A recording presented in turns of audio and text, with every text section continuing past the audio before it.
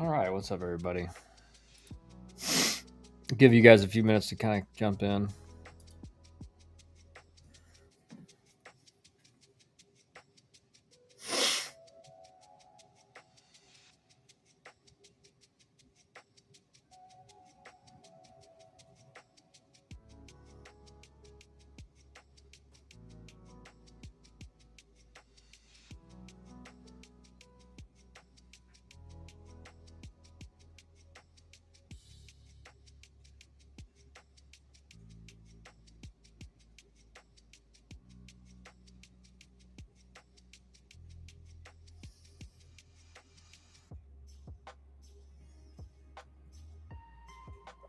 Kind of send out a few texts while I'm waiting for you guys to join in.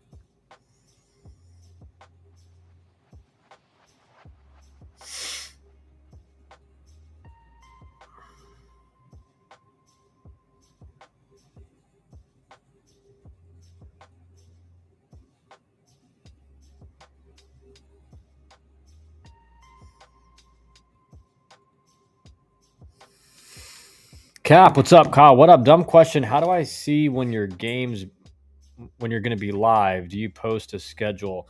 I typically just Cap. I'm going to post a schedule on the YouTube channel. Right now, it's typically been around 1 Eastern time, and then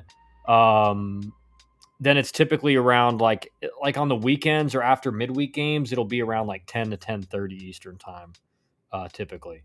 So I'll make sure to post that on the YouTube channel so that you guys can all see that. But those are the general times that we're pretty much going live every day. Like obviously, if there's games being played, 10 to 10:30 that night Eastern time, and then all the other times it's going to be around 1 Eastern, right? Zach, turn your notifications on. Yep, that's a good one. Good one. Turn notification. Ring the doorbell. Or go to the YouTube channel, Cap, and click the little bell notification thing, and just basically it'll notify you when I go live. It'll notify you when a new video drops. Everything like that. So good. Good point, Zach. Afternoon man, was Georgia impressive this weekend? Rylan Zabrowski's a dude. Yeah, I mean Georgia's offense is legit. I mean not just legit. I mean the offense is elite. Um, it's going to be like they're going to be able to outslug. And again, I'm still a little bearish on their just the pitching staff in general. I mean, there's a lot of innings being covered by the bullpen right now, but they're doing a good job of it. And I think Wes Johnson is just a heck of a coach. On top of all of that, so I mean, they're playing for them. Like, listen, for them to go in and beat Florida in Gainesville, even with Florida missing their Friday guy, like that's tough to do. Not many guys can do that. So I think that was a big.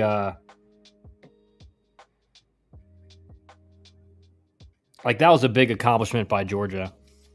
And again, if you line that up, I mean, if you looked at their schedule, their whole schedule, I mean, playing in Gainesville had to be one of the toughest series they thought they were going to have, right? And so if you're looking at the whole season, you think, all right, we're going to Gainesville, they're a top 10 team, like this is going to be a tough matchup. To get a sweep in that kind of weekend is just legit. You know what I mean?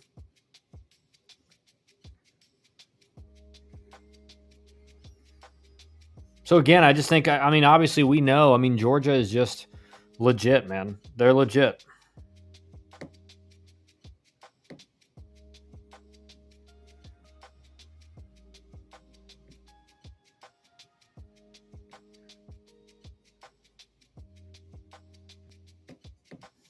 All right. Let me pull up the chat so you guys can see what each other's saying. Texas announced, love to see Florida 0-6 in the SEC. Dude, I mean, like no one expected that, right? I mean, I think most people thought Florida's going to be one of the best teams in the country. And even after the Tennessee sweep, I thought, I think that's a good team. but it's again, I mean, it's 2 series in, so like worst. I mean, it's worst possible result possible. 6 games into the SEC, but Florida could easily get on a roll here and finish fine. Though it is going to make like the chances of hosting now are very difficult, right? Because let's say you're going to get to 18 wins. I mean, or you're going to get to 17 wins. You need to go 17-7 the remaining part of the way, right? Or sorry, 17-7. So, if you like it's 16-14, I don't think an SEC, I don't think you're getting a host. Maybe they are, but it's 17-13. I mean, that's going to be very hard to do with 8 series remaining, right? Because you have to win every single series and get a sweep if you do the math. So that basically means Florida has to win every single series of the remaining 8, which would put them at 16 wins, which means they have to get a sweep in there as well. Right, so you go down 0-6 in the first 2 series, it just makes it really hard to get in a hosting conversation. Texas announcers are great. Crowd is awesome. Must be amazing to play for Texas. Yeah, I think everyone's always known that. I mean, it's just like it's a great atmosphere. It's top level college baseball. It's a historic program. They get everything. They do everything well. Yeah, one of my buddies actually that I do broadcast with Georgia Tech, who's now does a lot of the Atlanta Braves. He's a sideline guy for the Atlanta Braves now. Is Wiley Ballard. He was on the call for a few of the games this weekend in LSU, Texas. Kyle, what is the number one reason a great JUCO hitter struggles when he gets to the D1 level? Well, I mean, there's I don't want to say just one. I think there's multiple reasons. One could be, let's say, a big junior college player gets to the SEC.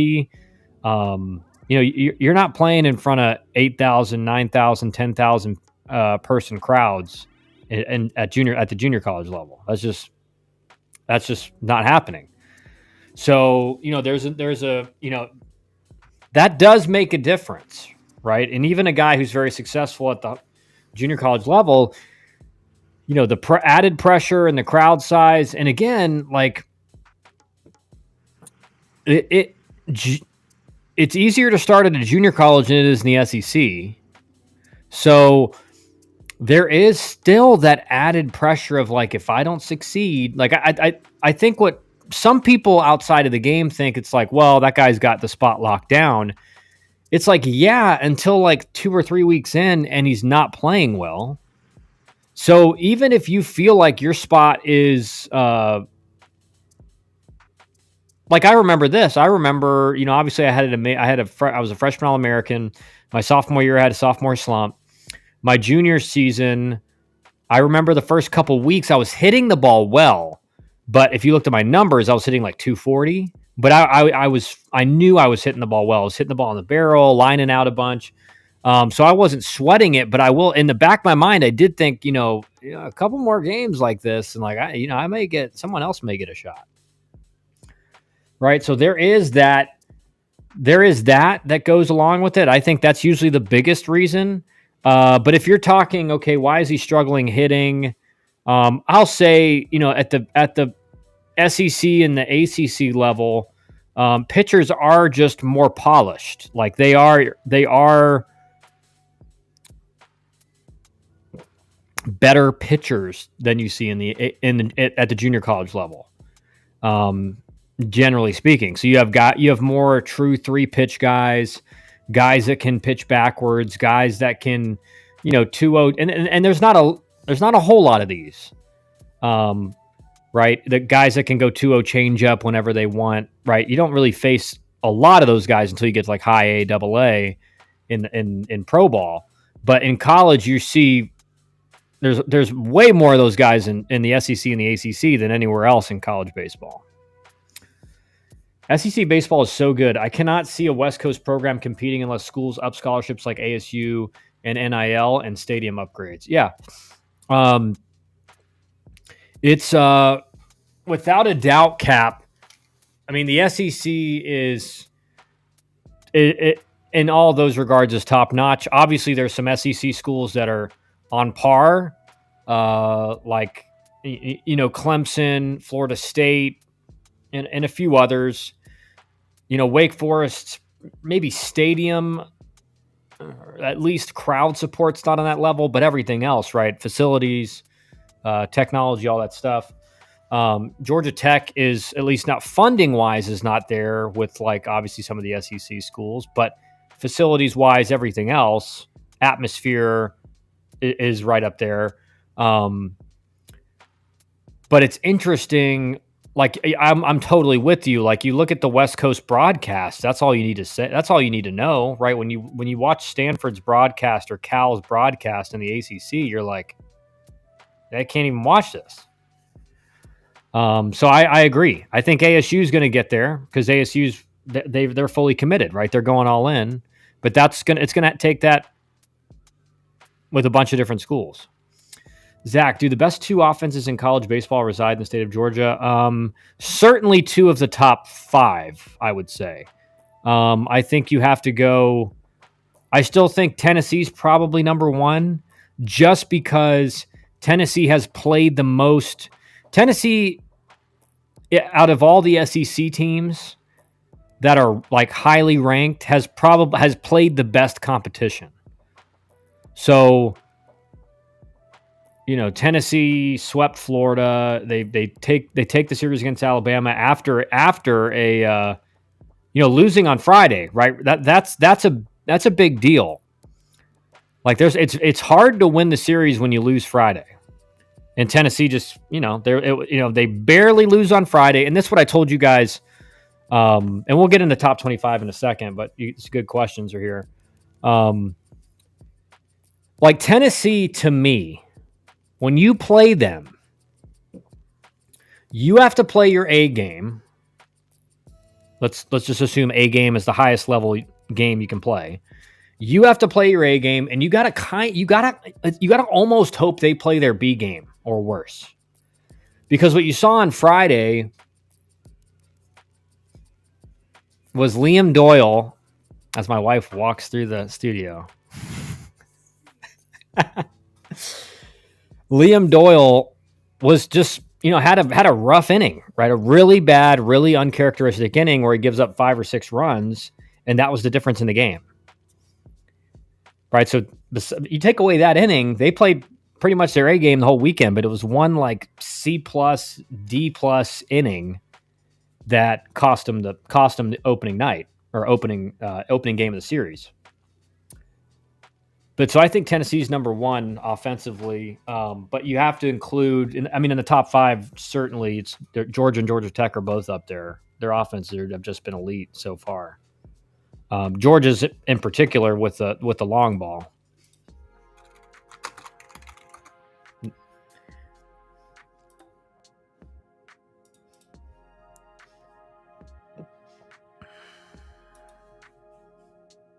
And the ACC cap, yeah.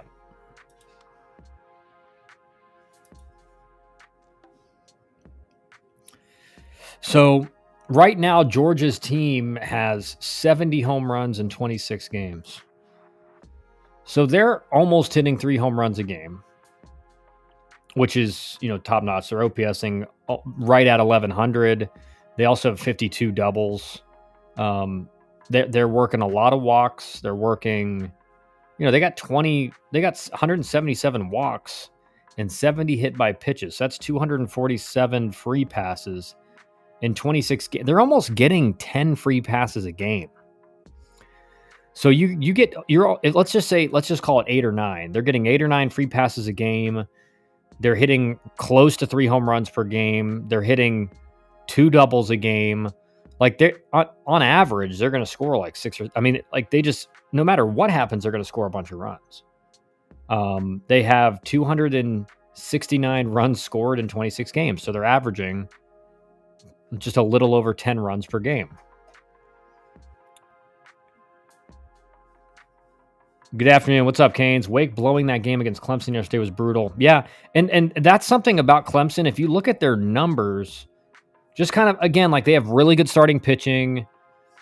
You look at some of the other stuff in their numbers, you're like, nothing really jumps out at you, especially offensively. They're not doing a whole lot offensively, but they're just finding ways to win. Like they're just winning games. And some teams are just like that. They just find a way to win. Kansas Arizona State series is fun, minus the terrible camera work and announcing. Yeah, it's bad. Some of them are really bad. 64 Analytics says Georgia Tech in. Let me pull up 64 Analytics. Has Georgia Tech in the top 10. Cal is ranked, and so is FAU.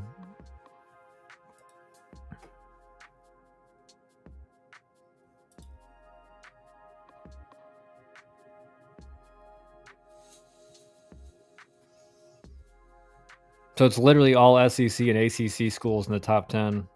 I think it's what, 6? 1, 2, 3, 4, 5, 6 SEC, 5 or 4 ACC. Cal in there, yeah. Cal's in there. Florida Atlantic's 25. Kane stinking jinxed Daniels the other day, but should be back this week. All the West Coast broadcasts are awful. Yeah, they are.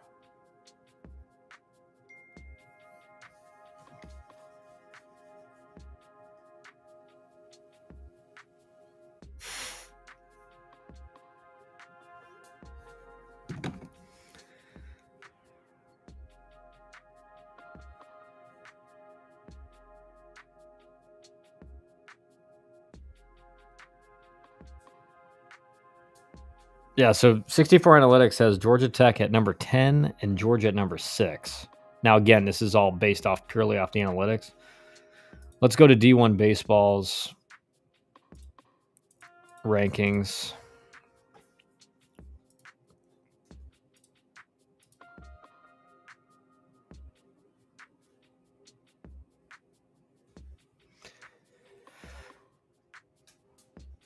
All right, so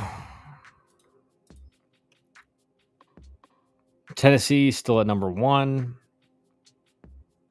Arkansas, especially winning a series on the road against Alabama after losing Friday.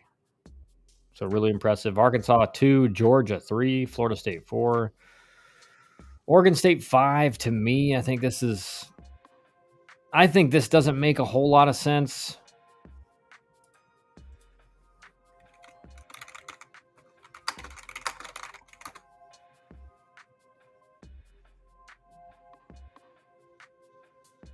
We're going to check out Oregon State's schedule right now. All right, so they lost to Oklahoma. They lost to Minnesota. They lost to Auburn. Okay. This is starting to get ridiculous.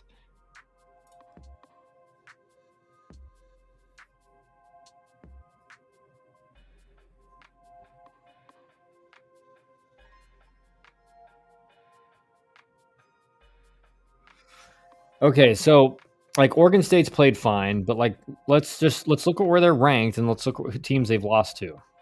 And then the other teams they've played are just have not been great. So they lost to Oklahoma, lost to Minnesota, lost to Auburn, and lost to Cal Poly.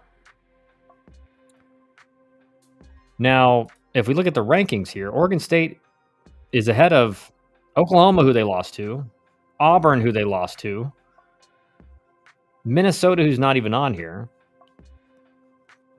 and Cal Poly, who's not on here. Now, I'm not saying I just don't think they should be number 5, just to be quite honest. I think they should be somewhere like in the back end of the top 25. I don't know what they've done to warrant being number 5. Now, you could just say, based on the talent, but it's like, okay, well, but the talent-wise, they lost to Oklahoma, they lost to Auburn, they lost to Minnesota. So I don't understand why Oregon State's at 5. Doesn't make sense to me. UConn pitching maybe starting to take a turn, hopefully. Question to you, Kyle. What are you telling your current 27 clients with 5 months to go until the 8/1 date opens? From what we've heard, there will be more eyes on the 27 class this summer than there was on the 26 class last summer. And part of that was because all those rules, everyone knew those rule announcements were coming out. And so pretty much a lot of schools knew, like, we're going to have to cut. For one, we're going to have to really cut down. And you have to understand, a lot of the 26 class, especially like the high level players, were already committed because they were grandfathered in after the communication date. Virtually none of the 27 class was. So 27s, there's going to be a lot more eyes on them just because there's a lot of those elite guys are going to be still on the board.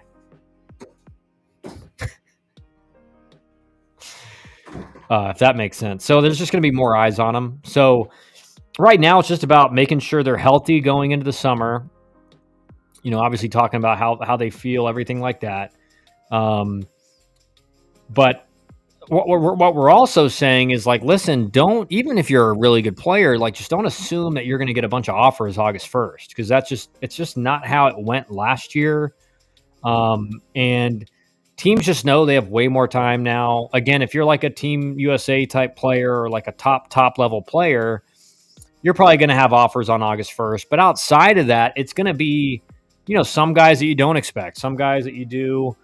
There's just, again, every year everyone's process is different. And there's plenty of guys who don't get offers until the summer after their junior year, and they turn out to be studs. So don't panic. One of the things what we tell them is, like, just worry about your own process. Like, do not start freaking out because a guy that you play with that you think you're better than got an offer. That doesn't mean anything. And again, coaches, recruiting subjective. I may agree with you that you're a better player, but that coach over there obviously thinks he's better. What do you think about FSU pitching staff after this weekend? Mendez wasn't impressive at all. FSU shouldn't be 4. They're not a top 5 team. Yes, they are, Zach. They are a top 5 team. They have 3 losses on the year. One of them's to Florida. One of them's to Miami, who's an ACC team. And then who's their third loss to? Who was the first loss? Mercer, which again, it's like a fluky kind of midweek loss. No, dude, Florida State's fine. But it's like I told you, no, like, Zach, this is what I'm trying to tell you guys, is that you guys made this assumption going into the weekend that Florida State was going to beat you guys like 15-0 every game. And my whole point was that you have off weekends. Even the best teams in the country have off weekends. And like Jamie Arnold, I don't know, and this is the other thing you have to understand, is like, maybe Miami, because I'll say this, Miami's in the first base dugout. Jamie Arnold's a lefty, right? A couple left-handed starters. Maybe they had something on their left-handed starters. Maybe they were picking up, they were relaying tips. Because I was watching the game with Dusty, and Jamie Arnold just was not getting the type of swings that he usually gets. So either he just had a down weekend stuff-wise, or Miami, had something on Arnold and was doing a good job relaying it. Either way, one down weekend where you this is the other thing I'm trying to say, Zach. Like, when you feel like as a team you don't play well and you still win the series, that means you're an elite team. Because most teams, when they don't play well, they lose. But Florida State won the series. So again, I think they're right where they should be ranked. And they're going to be there at the end of the season, I can promise you. Do you think let's see, Oregon is overrated as well and has played a weak schedule thus far? Yeah, I mean, it's almost like, to me, Cap, it's like they have to put some West Coast teams in the top 10 or something. But certainly they're not like I'll say it like this. Talent-wise, they could be close to or on par any of these SEC, ACC schools, but they're not battle-tested. Right? They're not battle-tested. Like, when these guys get out of conference play, the SEC and the ACC, they are, they've turned from boys to men. On the West Coast, and a lot of these schools are now, obviously they're all in like these different conferences. Oregon State's not. But the SEC and the ACC are just different animals. Do you think the process will slow down compared to the 26 class? Kids were popping on the first week like crazy. Remember West Virginia? Yeah, and I don't think I think it'll be probably about the same. You know, there's going to be some schools uh, who decide to like go super aggressive on August 1st and try to offer a bunch of people to try to steal commits from other guys. And then there's going to be schools that say, yeah, you know, we're gonna play it slow. And we're going to offer like the elite guys the guys we view are elite, but then we're going to play it slow after that. And so it's going to be probably similar, but I think there may be a little bit more action early because there's going to be more eyes on the 26 class. Guys everywhere in D1 baseball throwing 95 plus and guys everywhere barreling it easy.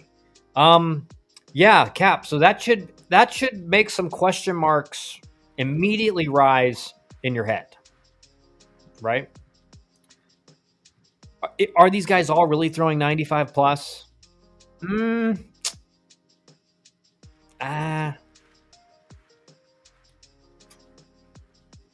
least 95 plus as it was viewed 15, 20 years ago. I'll say it like that. I saw so many good swings lefty on lefty this weekend. Flat velocity gets hit at this level. Command is the killer. Like Kevin, I understand what you're saying, but I'll say it like this: like at a certain point, like I think it's like 94 or 95. The opponent OPS is like 500 and lower, or like just under 600. But what I would say to you is, like, listen, this 95 that you're seeing right now is not the 95 of 15, 20 years ago. It's like the 93 of 15, 20 years ago. Because there was no TrackMan. There was no Hawkeye. There was no this new technology that gets the pitch. It gets like, well, this is what you guys understand. The old school radar gun, it got the ball like right here, you know, out front, like 10 feet out front, and then like a little bit closer. This is getting the ball right out of the hand. Like not even just out of the hand, right as it leaves the finger. So of course it's like 95 today is not 95 from 15 years ago or 20 years ago. That's, 93, whatever. And so again, like there's a reason why everyone's like, man, everyone's throwing way harder now. It's like, no, the velo says it's harder, but like they're not throwing 2 miles an hour harder than a guy who threw 93 15, 20 years ago. It's just that the radar gun is more accurate now. So that guy 15, 20 years ago would be throwing 95 as well now. Because I've had this conversation, like, let me drop this just so we can talk about this. But I've had this conversation with like my former teammates and guys I played with in college and in pro ball. And we all agree 100% that, can guys spin it maybe a little bit better now? Sure. Again, like generally speaking, you do see gradual increase. But this whole like 5 years ago, everyone started throwing like 2 or 3 mile an hour harder at the same time that like TrackMan and Hawkeye and all this stuff was like all of a sudden widely used and in every ballpark. Like that's what like I know that some of you guys are probably listening to me right now and saying, he's an idiot. But like this is what you have to explain to me. At the same time that every stadium, whether it's the big leagues, college, high school facilities, started using Rapsodo, TrackMan, Hawkeye, all these, detection technologies. Everyone at the same time, everyone started using those. Everyone started throwing like 2 or 3 mile an hour harder on their fastball too. That's what you're telling me?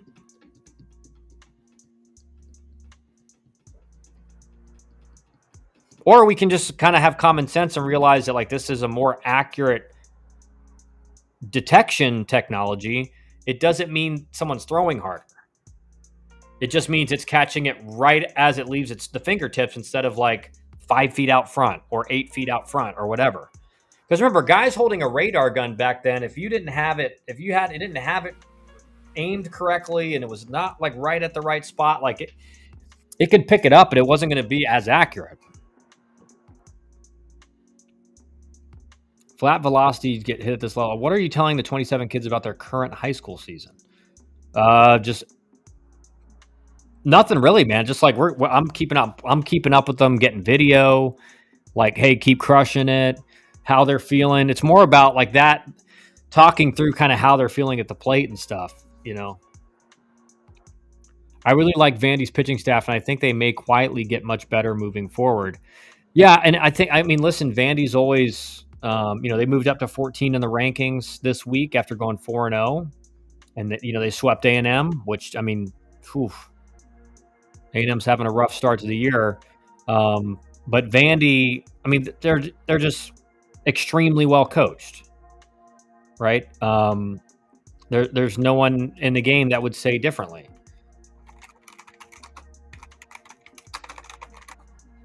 And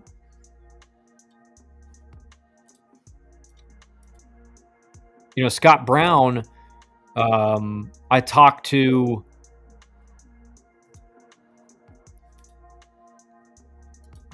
at ABCA, and he kind of said as much. He's like, we got some good pieces coming back. We like where the guys are that came in last year. We have some freshmen that are going to get meaningful innings. And they feel like they're going to have, like, at the end of I think it was almost like he was saying, at the end of it, we're going to have like sneaky one of the best pitching staffs in the ACC or in the SEC. And right now you look at the numbers, I mean, it's a 336, 200 innings pitched, only 137 hits, 83 walks, 282 strikeouts. Like they're doing fine. They're doing really good, actually.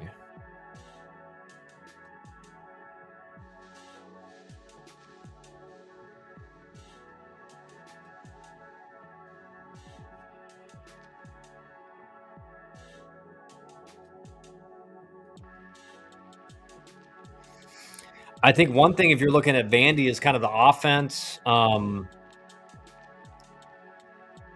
They're hitting 283 as a team. They've only got 21 home runs as a team in 24 games. So in this era, that's that's really low, less than 1 home run per game. They got a decent amount of doubles, 40 stolen bases.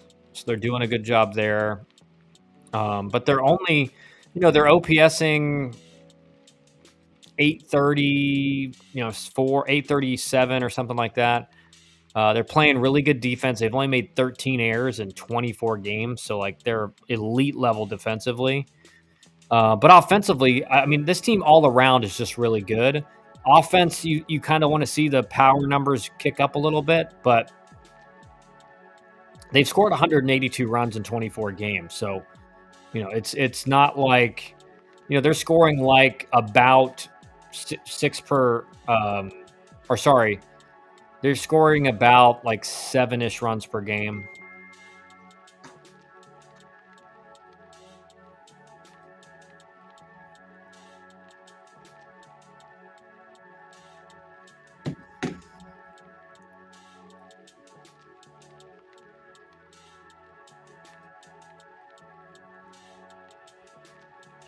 What are you seeing in Virginia? I think the biggest problem for Virginia, I mean, we'll pull it up and look at it together. But I mean, it's Virginia. The thing that's interesting about Virginia and A&M, who obviously both were preseason number 1, number 2 teams in the country, right? So someone needs to talk to the D1 baseball about their preseason rankings. All jokes aside, I mean, I don't think anyone could have predicted what's happened. So let's look at Virginia, and it's like one number make your eyeballs pop out with Virginia's offense. This was supposed to be a heavy hitting offense. Look at the home runs. 19 home runs in 22 games.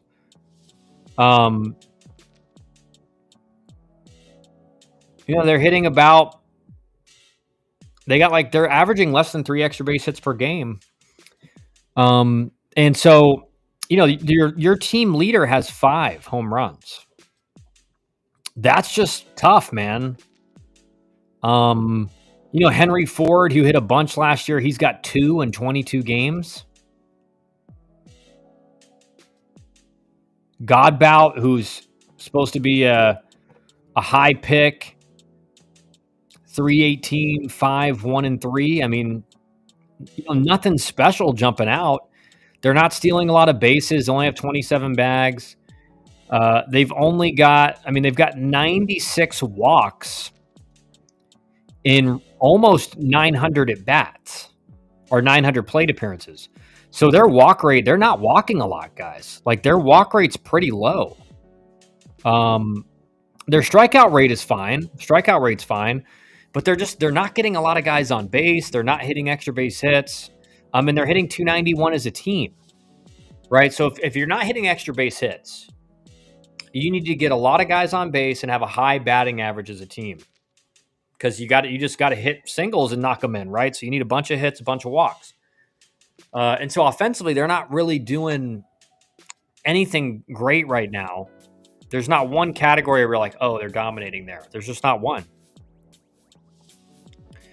And then if you look at the starting pitching,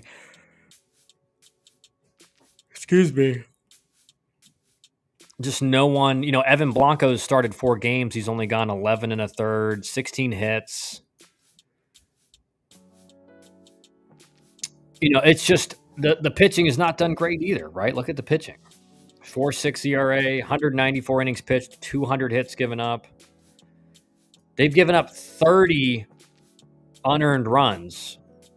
So they've made 25 errors in 22 games. So, like, defensively, they're not playing well. Right? It's just across the board they're not playing well. Everything. They're not missing many bats. Like, it's, they got a little bit more than 1 strikeout per inning, but not many. And they're walking more than 1 every 2 innings. So it's just across the board. They're just not playing well right now.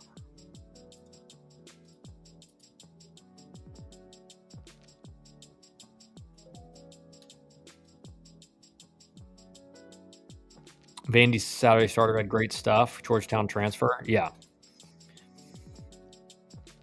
And I mean, like Scott Brown is just, he's obviously, like, he knows how to develop pitchers. His pitchers get better. He's had just studs there forever.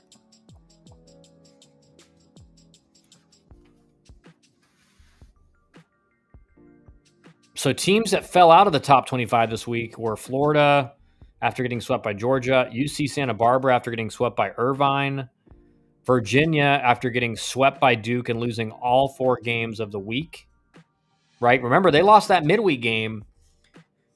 And then Brian O'Connor, Coach O'Connor gave that speech like, hey, if you guys don't want to play the way we need to play, like, we'll find guys that will. Well, I think that's coming this week. This weekend, I think, was the last chance. And now it's like, we'll find guys that will. So, 0-4 on the weekend. Coastal goes 2-2 on the week. They dropped from 24 to unranked. What is Vandy's academics compared to Georgia Tech? It's very similar. It's funny, Cap, because it changes. Like, there are subtle changes every year. Like, sometimes it'll be maybe a little bit easier to get guys in. Sometimes it's a little bit more difficult. Like what you're seeing happening at the Ivies right now. So for a very long time, or at least, a certain amount of the last few years, the Ivy Leagues went to test score optional. So if you took enough AP courses, you had a 4.0 GPA or higher with a minimum of 5 AP courses taken in your high school before your senior year. Like you could, if they really wanted you, they could get you in. Typically, now most of the Ivies are going back to the test. Like they're not test score optional anymore, so you do have to get a really good score on your SAT, ACT.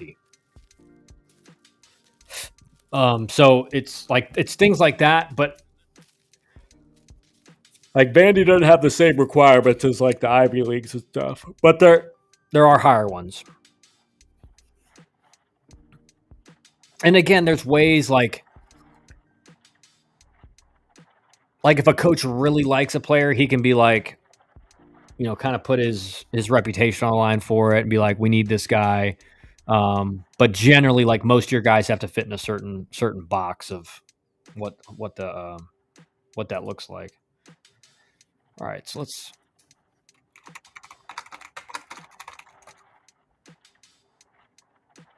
All right, this music. I don't know like what happens to the music on this app that I stream from, but it's like all of a sudden it just like starts making random weird noises.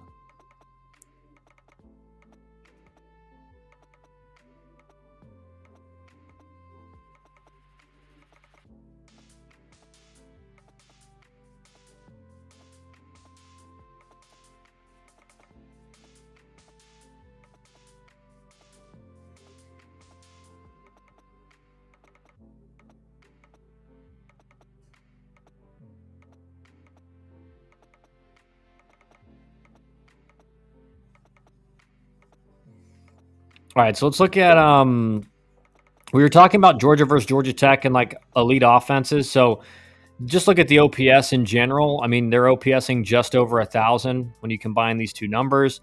The one thing that Georgia Tech is doing better than Georgia at is, they're 53 of 58 in stolen bases. So they're stealing more than 2 bags a game, and they're extremely, over 90% successful on their stolen base attempts. And again, what you have to understand about this is like, think about, so of these 272 hits, we do the math here, 108, 114. So more than 50% of these are singles. But these stolen bases turn singles into doubles and doubles into triples. So like the only way to look at this is if you kind of subtracted 5 singles from the total hits and then added like 53 doubles or or whatever, and you'd look at the slugging percentage, you'd be like, oh my gosh, this is like the best offense in the country, right? Because that's what a stolen base does. It turns a single into a double. It turns a double into a triple. It gives you a guy in scoring position. They're hitting 332 as a team, right? So they're leading the country in doubles. They have 73 doubles. They're hitting more than 3 doubles per game, 1.5 home runs a game, right? And 141 walks in 900. Let's just call it with the hit by pitches. We can just round up to 1,000 plate appearances. So their walk rate, even though it's higher than this, is their walk rate's around 15%, 16%. Their strikeout rate is going to be around 18 or 19% right now. So that's a great margin there. You look at the errors, they've made 20 errors in 24 games, so they're playing good defense. Again, I mean, this is just like, and what you have to understand is like Carson Curse is hitting like 7th or 8th in the lineup. He's hitting 417. And he's got 0 home runs, but he's got 10 doubles. He's walking more than he strikes out. I mean, look at the walk numbers on this team. 13, 12, 19, 10, 16, 23, 9, 13, 11. I mean, the only guy in the starting lineup who doesn't have double-digit walks is a guy who's got the least starts in the lineup. Or not, he doesn't even have the least amount of starts. Nisus has the least amount of starts. He's got 11. But Caleb Daniels hasn't played nearly as many games as all these other guys, and he's got 9. And he's got 4 hit by pitch, and he's only got 5 strikeouts. And I told you guys I got him. I think he's got the best hit tool of any of the freshmen in the class. Even that's with Alex Hernandez, right? We're not talking hit plus power plus all this stuff. We're talking just hit tool in general. And he had a 16 pitch at bat against Notre Dame on Sunday that ended up turning into a walk and kept the inning going, and they scored a few more runs. He's been really impressive to watch. Really mature for a freshman. And again, Alex Hernandez has been there as well. He's got 16 walks to 15 strikeouts. One of the things you're seeing in college baseball now is it's just way easier to walk in general because the strike zone is actually the strike zone now. Umpires still mess up and everything like that, but the strike zone, for the most part, is the strike zone. So if you have a good eye at the plate, you're going to walk a lot. Like Drew Burris, for example, 23 walks in 94 at bats. He's walking over 20% of the time right now. And when he does get a chance to hit, he's still driving. He's got 21 extra base hits. Out of his 32 hits, 21 go for extra bases. Even though I think he would be like, I don't like where my home run numbers are at. But again, like, he's doing his job.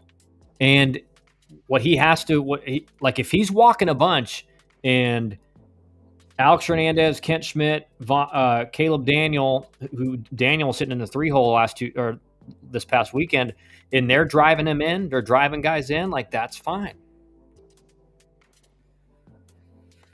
What did you think of Notre Dame? That looks like a team that will finish last in the ACC. Yeah, I think their pitching was just like, there was no one who seemed like there was just no arm that you're like, oh, this is going to be tough. Now, they brought in like a submarine guy who's like a different angle and all that, but that's not something you're really worried about. You're not like, oh, gosh, this guy's going to shut us down, because eventually you should be able to make an adjustment against a guy like that. Yeah, I mean, I just think across the board talent and everything is down right now.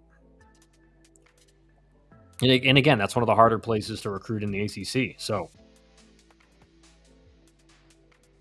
we'll see how they continue to play. Sucks that Pitt, BC, and Notre Dame are in the ACC for baseball. They are all bringing the RPI down. Yeah, I mean, it's no surprise, right? It's no surprise that the teams that are in the Northeast and the Midwest, the cold weather states, like, it's just way more difficult, right? Because it's colder up there. People don't want to play in the cold weather. And then you've got, most of those schools they're high academic, they're private, right? So it's like all these things combined. It's just hard to recruit, period. Like, it's going to be very difficult to have success there. Like, one thing you can say about Duke is that it's in North Carolina, so it's not like technically a cold weather state, even though it does get pretty cold in North Carolina. But it's not like Massachusetts or Pennsylvania or Indiana.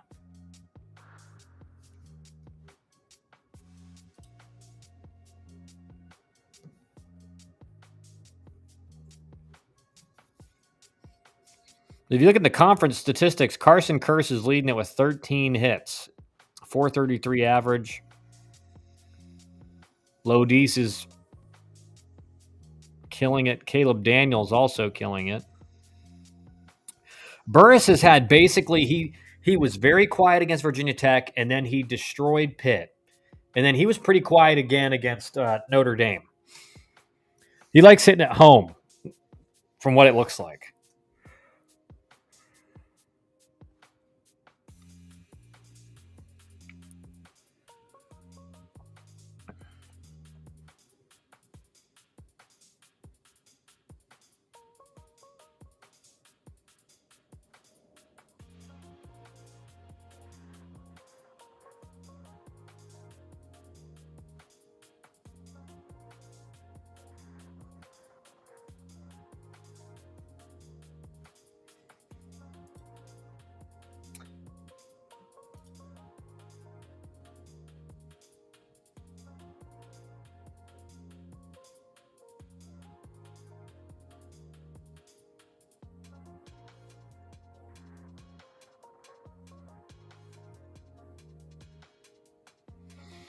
Oh, we got some news here.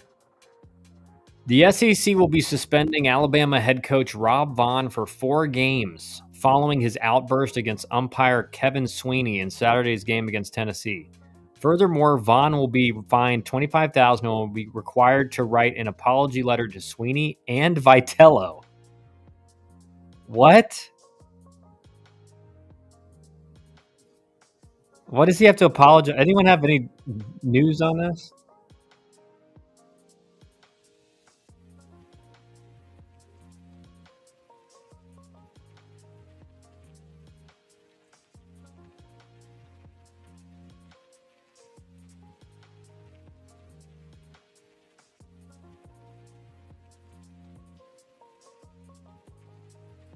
I didn't see the game, so I don't know what the argument was about, but he's getting suspended for 4 games. What did this dude say? And he's getting fined 25,000 and will be required to write an apology to the umpire Kevin Sweeney and Tony Vitello. Why does he have to apologize to Vitello? He must have said something to Vitello or something. I don't know. That's hilarious though. That's a crazy penalty for getting thrown out of a game. 4 games? Like that's a big penalty. Like you want your head coach, especially a guy like Rob Vaughn, who's obviously shown he's a very good game manager and everything like that. That means he cannot make decisions in game for 4 games.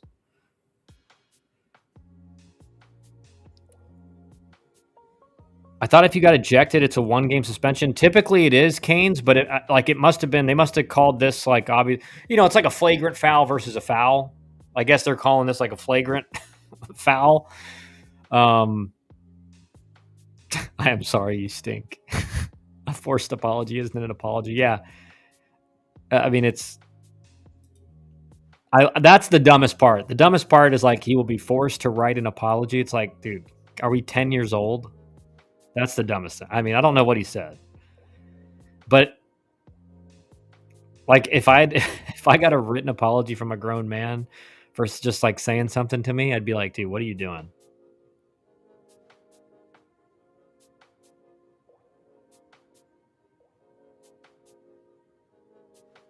Stop, Zach. Stop, Zach.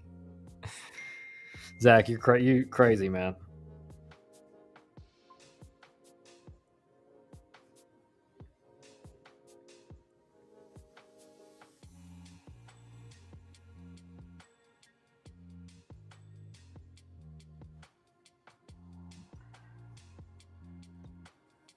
Yeah, 25,000 fine on top of it. I mean, yeah, that's crazy as well. Because think about it. I don't know what. I mean, let's see if it's public knowledge. I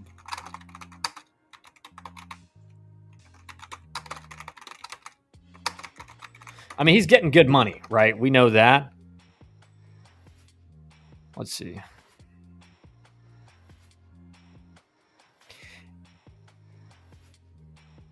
He's getting $900,000 a year. So I mean, 25K is still not nothing. Like that, it's not like in the NBA and the major leagues, you find like Mike Trout 25,000. It's like he's making like $5 million a month. Like it's like okay, 25K, whatever. But Vaughn's getting 900,000.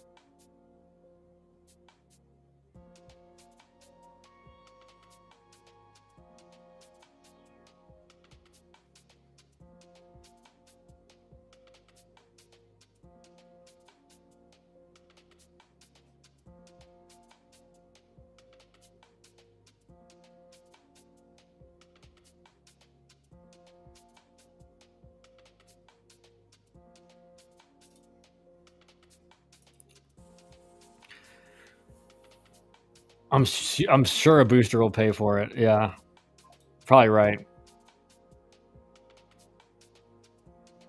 All right, let's see here. We've literally lost the past 2 series because of coaching decisions. We could have won both. Maybe. I didn't watch the games close enough. I was just about to question how bad some of the plate umps have been too. I know a lot of the camera angles are messed up, but the umps are almost forcing a lot of these pitchers to live in the heart of the zone. It's just because like with the nature of TrackMan and all this stuff now, like umpires, they just know what's a ball now, and they actually get they get held accountable for it.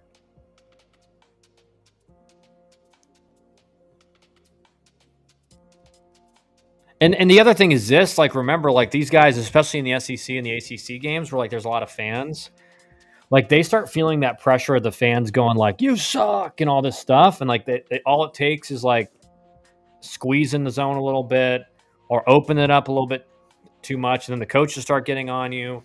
But you don't want to get on the umpires unless it's, like, gotten to the point where it's ridiculous. Because like the more like that umpire is still in the game and he's human, and the more you like talking trash to him and everything, it's gonna make it worse.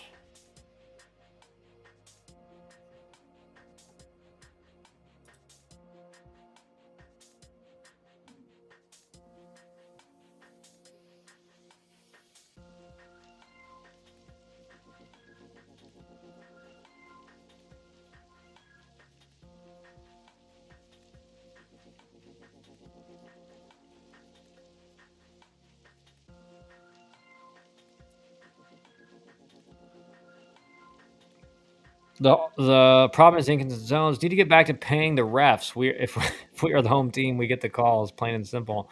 Enough with the ACC sending other officials that aren't our own. I have not seen too many pitchers repeatedly get calls on the black. Oh, Jared, stop. They're calling the black. The problem is that they're not getting the 1.5 2 inches off the plate anymore. That's what's not being called. When I played 3 inches off the plate on the outside, 3 inches off the outside corner was a strike every pitch, almost every pitch. And now the zone is much closer, though it's not quite that tight to like a big league AAA zone, which is like, that far off the plate is a ball. And so it's not that. It's the what the issue is there's not a lot of guys out there like training the pitcher to just like repeatedly hit the down and away strike, which is, again, no one's looking to swing at that first pitch. That's a free 0-1 every time. And so what you have are a bunch of guys who are either missing off the plate for a ball or they don't know how to throw a competitive strike. Like when they get an account where they have to throw a strike, it's like, okay, here comes meatball, because they really have not trained to throw that like down and away fastball or up and in fastball, like fringe part of the zone fastball. And so again, they just like they get hit because they get, like, what some people are saying is they get squeezed. All right, fine. But they don't know how to throw like an outer third, bottom half of the zone fastball, which has worked since the beginning of time in memoriam, some would say.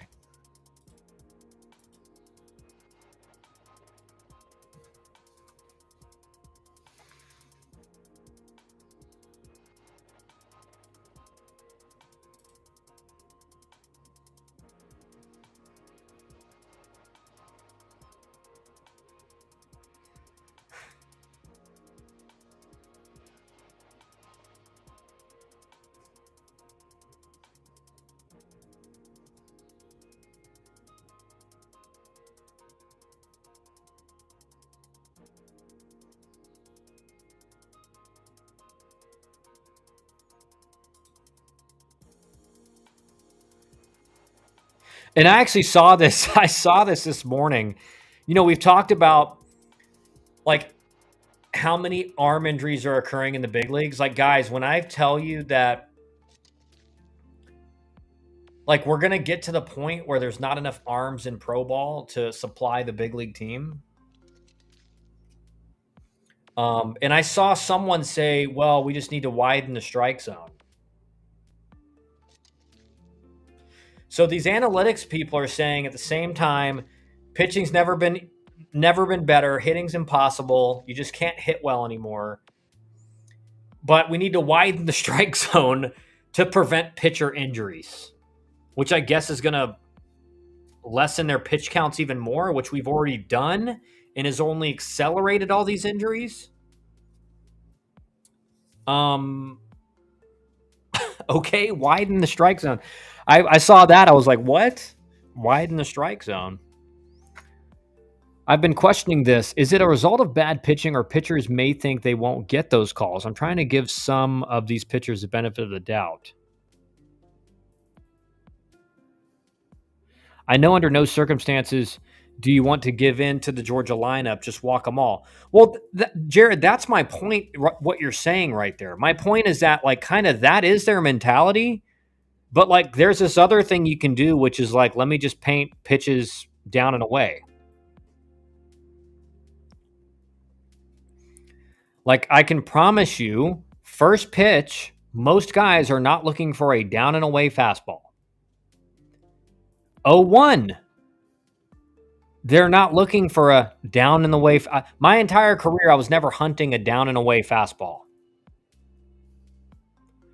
But we've just instead of like really working and training guys to be able to command the fastball, which sets all the other pitches up, we've basically just decided, well, I don't trust him to throw a good fastball in a good location. So we're just going to throw like 80% off speed, which I like. I'm not saying I don't understand it. I understand why you're seeing that all over the place. But it makes it really tough to have a starting pitcher go even 5 innings in a game. That's why you're seeing starting pitchers just barely throw 5 innings now. And a lot of them throwing less than 5 is because you're throwing pitches that you have a very low percentage or a much lower percent chance of throwing strikes typically. And that point was perfect, Jared, because that's kind of what you're seeing. It's either like we're not giving in and we're going to try to throw it, like get them to chase off the plate, or we're just going to walk them because they like it's almost like assumed. The other scenario is like challenge them, but that's a very non-advanced view of the game. It's like there's a third option, which is like let me just try to paint, and train. So like the guys and I'm not saying every college pitcher is going to be able to do this, but if you like work with them on it and you like really drill into their head that it is possible, they'll become much better at it. But the guys in the big leagues, they know, okay, when I throw this, it's either going to be on the corner or slightly off. Like that's how good they are. They know when I release this, I'm not missing back over the middle of the plate.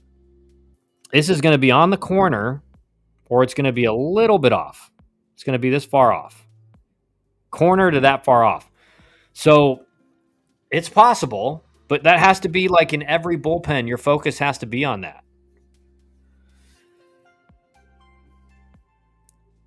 Yeah, Zach. It's not even like it's laughable, the suggestion. The arm injuries are tragic for the game. I read the arm book. Nobody knows exactly what is causing the injuries and how to prevent. Hopefully some AI software will figure it out.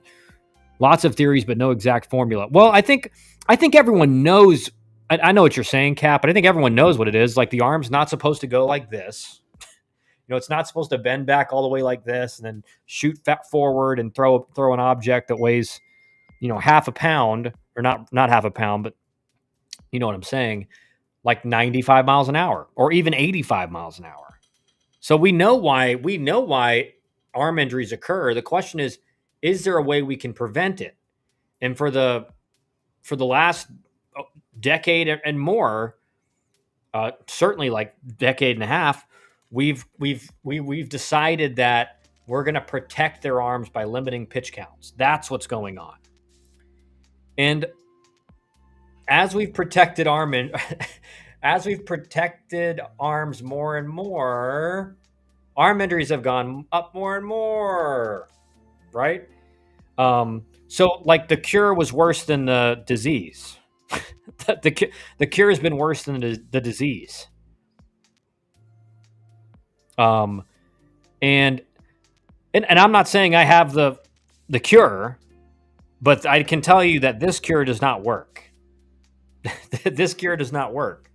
And you still see people out there saying it like, well, we got to limit pitch counts and we got to do that. And you're like, based on what data? The last 15 years of arm injuries skyrocketing? Skyrocketing. It's not like there's a little bit more. They've increased by double. They've skyrocketed. I mean, it's every team's getting 4 or 5 arms blown out in spring training.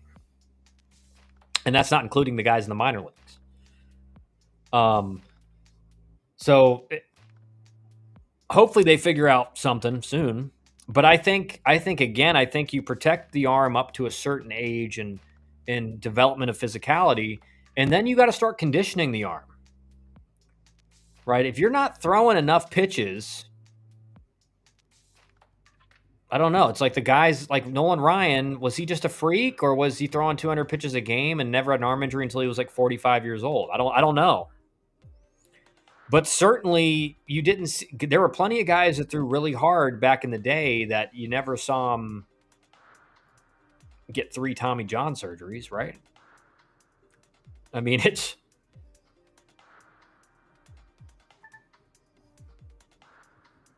I don't know. It's interesting though.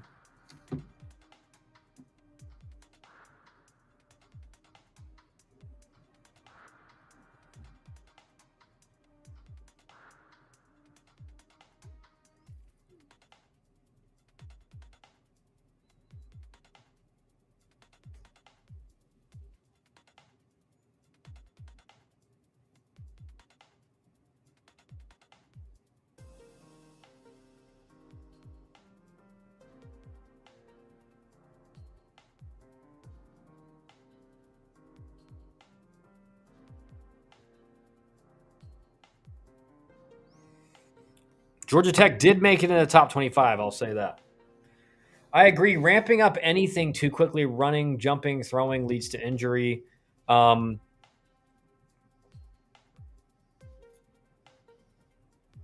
yes, but remember, your body is designed to do those first 2 things. Your body's designed to run and jump. Um, it's not designed to throw an object like this really hard. Why did okay, Zach, do you see either Virginia or A&M turning their season around? I'll say this, like with Virginia, you have a seasoned elite tier head coach, right? In a group of elite coaches at Virginia. So if you're going to bet on them to turn it around. At A&M, I think Jason Kelly's done an amazing job with the pitching staff. Pitching staff's doing great. The question is, can they get the hitting turned around? And there's just not as much back end data to go off of, right? So that's that. I would say you're more bullish on Virginia turning it around, just because of the fact that O'Connor's been there forever. He's won a College World Series. McMullen's been there forever. I mean, just you can go on and on. Manny, why did Rob Vaughn get so upset? Didn't see the game, just highlights. Yeah, I didn't. I don't know. I didn't see that particular part of the game either. We were bouncing back and forth between all the games, so I didn't even see that part. But a 4-game suspension and $25,000 fine. I would have expected to see him like push him down or like throw bows at him or something. I mean, I don't know what he could have said that would warrant a $25,000 fine. And 4-game suspension and have to like write. The thing that I don't get too is he has to write the umpire an apology and Tony Vitello. So I guess Tony Vitello was catching strays in that argument or something. I don't know. He was just catching strays while Rob Vaughn's, MF and the umpire or something. So it'll be funny. I've never seen that, a 4-game suspension and not like bumping the umpire. If you see a bump, you're like, oh shoot, that's going to be a couple games.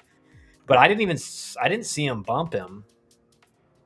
So They must have said something really bad to Kevin Sweeney and about Tony Vitello. But again, I don't know. Did Tony even know what he said? I don't know.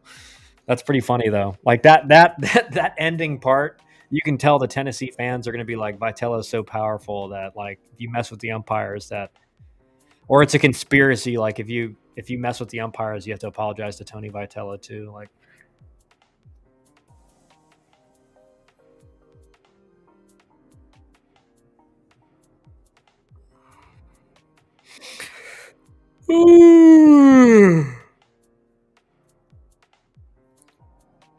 I've seen people get thrown out, but I was like, damn, he was pissed. Yeah, he was. But like I've seen, I mean, Danny Hall can chew people out with the best of them, you know. And I've been a victim of that. Pretty much every player for Danny Hall has been at some point, especially if he thinks you're good. Um, but yeah, I've seen him chew umpires like you wouldn't believe, and he never got suspended 4 games with a $25,000 uh, fine.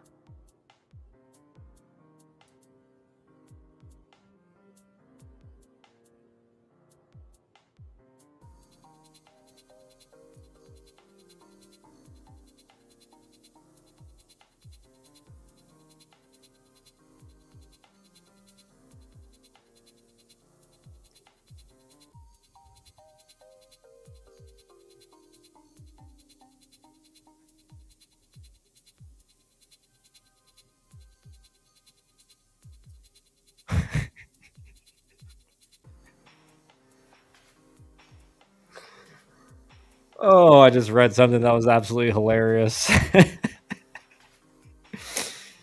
A former teammate. I won't bring it up.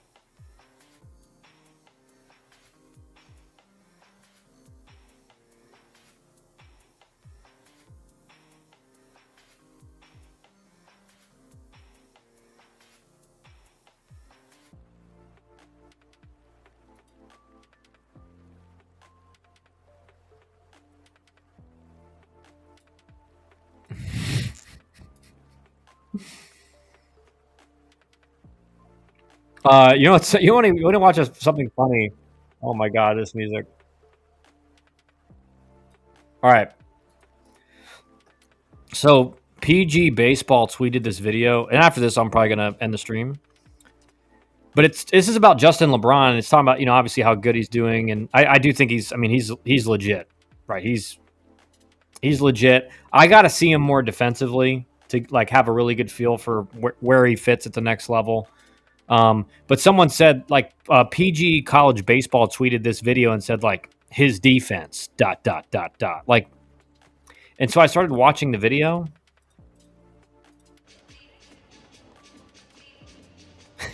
like, like I'm just gonna be dead honest, guys. If any of you tell me you can tell how good of a defender he is by watching this video, I know you don't know ball. He is lobbing it.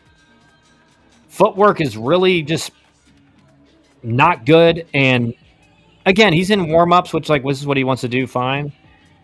But if you watch this video and tell me this guy's defense is legit, I'm like, dude, you have no idea what you're looking at then, because to me, his feet look kind of stiff. He looks like he's not really trying. So if he's not really trying, how do I know what he can do? Because every shortstop in college baseball can do this in the SEC and the ACC. Every shortstop can do this in pregame warmups. No, he's definitely not pushing himself. Like he's lobbing it, and what I'm saying is that like there's people in the game that have like high level accounts that people follow, and they'll tweet something about this video saying like, "Look at this defense," and then you watch the defense and you're like, what am I supposed to see by this? Again, this isn't saying that he's not good defensively. I'm just saying it's very obvious that he's not taking it like super serious. And so he's like he doesn't really care, which is fine. But like, yeah, I mean, I kind of want to see him prepare for the game and kind of take it seriously. What's been going on, Buck? We're just talking about the new rankings, everything like that. Did something happen this weekend? Well, Georgia swept Florida. Rob Vaughn just got suspended for 4 games with a $25,000 fine, and he has to apologize to the umpire and Tony Vitello. I don't know why. Not a fan of PG anymore. He's joking around, I hope. Yeah, he's not necessarily joking. He's just not really, he's just being kind of lazy. That's a shortstop trying to have an IG reel and look cool. Yeah, I think you're right, Bug. I think he thinks it kind of looks cool, but anyone who knows the game is like, he looks stiff, like he's not really trying, so I can't make any judgments about him. Refuse to send my son to their showcases for this reason alone. I see it all the time. Yeah. LeBron had a costly error in game 2 versus Tennessee. Yeah, and that's why I'm saying, like, I haven't seen him enough defensively to know where he's at in my mind as a defender. I just have to see more. I have to see what he can do in game. Because again, like, even in drills don't really tell you the whole story. Like, you need to see what they do in game, because when the game speeds up and the game's on the line and there's an actual runner running down the line, like, the dogs show up and everyone else goes home. But he can really hit. I think he's got a great approach. He's definitely athletic enough, but like, I've seen a lot of athletes who won't stick it short. Right? Shortstop is the hardest position to stick at in the major leagues. And there's a big reason for that. Like, they're called Latin Americans. They're called Dominicans and Venezuelans and Mexicans and Puerto Ricans. Like, they're just built different. You get to pro ball, and for every one American guy who's legit, there's 6 or 7 Latin guys. It's just how it is. And there's not a single person that's played pro ball that will disagree with me. Not a single one. So the question is this. Like Kyle Lodi's, for example, at Georgia Tech, I had multiple scouts ask me, they're like, what do you think about him at shortstop? I said, I think he can fill in there. I don't think he's a starter there in the big leagues. I think he's a guy I think he's a second baseman if he's a starter, or like a starter who can move around the field and play second, third, short, left, right, etc. Kind of like a Hernan Perez type player, who was a really good player, and he would play all over the lineup based on what needs were and everything. But I don't think he's a starter at shortstop. And, there's a bunch of people who will be like, are you kidding me? He's so good. And I'm like, dude, you've never seen these guys, but you've never seen the guys that they have in the minor leagues in like A ball, like high A.